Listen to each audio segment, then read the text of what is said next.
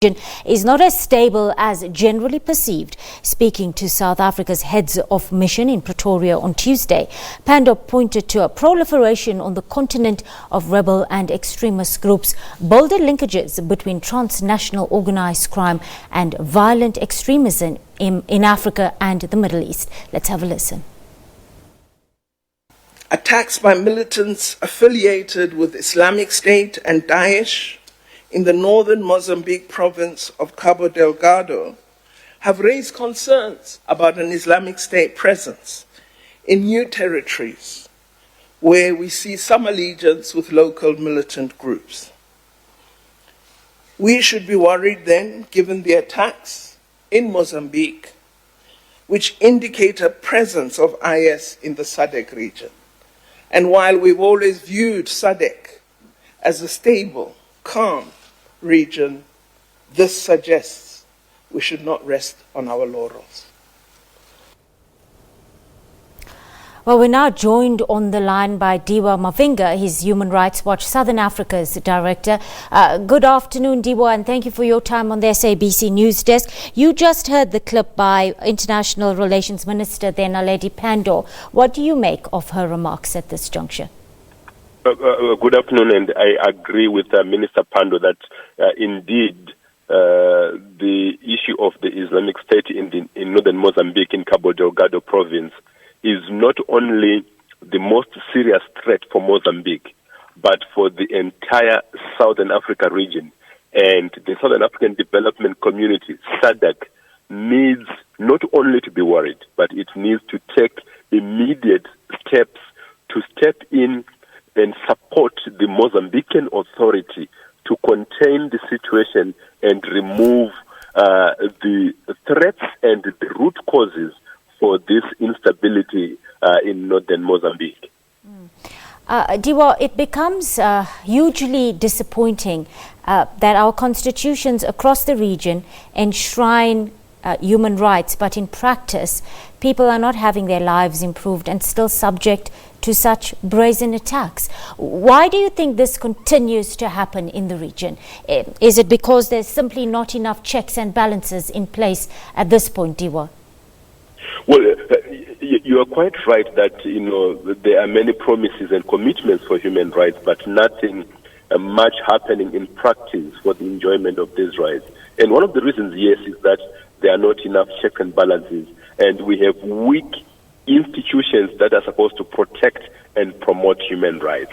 So, for example, SADC stripped the SADC Tribunal of its power to receive human rights complaints from SADC citizens, and this should be restored. We also need to ensure that justice and security systems across the region are working effectively in terms of policing, in terms of the people's security. This is why we now have these disturbances in the northern Mozambique, where there is insufficient attention by the authorities to nip the problem in the bud.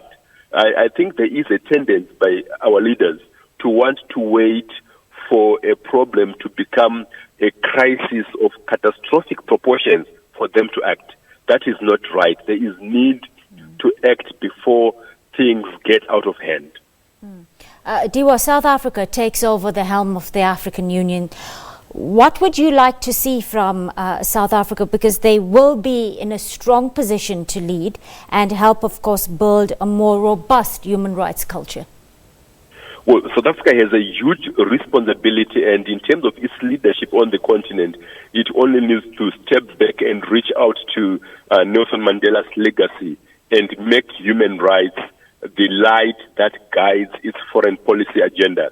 It should be involved in resolving conflicts, not only in Southern Africa. We're talking of Mozambique, we're talking of the Democratic Republic of Congo, but also further afield across Africa in places like South Sudan, like the Central African Republic, like Sudan, to ensure that the conflicts are resolved in a human rights-oriented manner, and that the African Union begins to entrench a culture of human rights respect. And so this is a huge opportunity for South Africa this year, especially as the AU theme for the year is silencing the guns.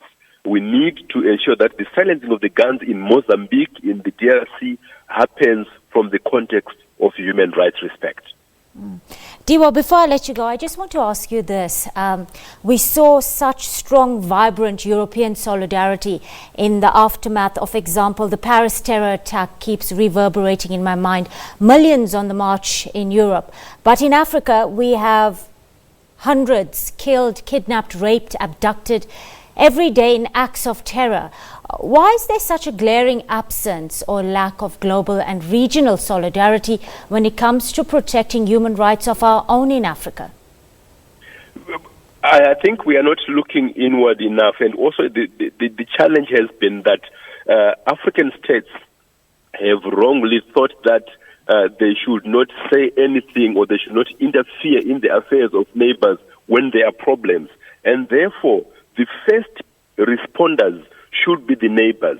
So if SADC is silent about the crisis in Mozambique, in Cabo Delgado province, then it means that it will be difficult for those further afield in the EU or globally to make noise about it if our own region, our own Southern Africa leaders are silent about it. So we need our leaders domestically in our own doorstep to begin to speak out and protect and promote human rights so that the global community can take a cue and is emboldened to speak about justice and human rights across Africa.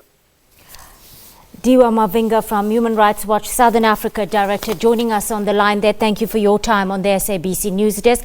Well, it's time to take a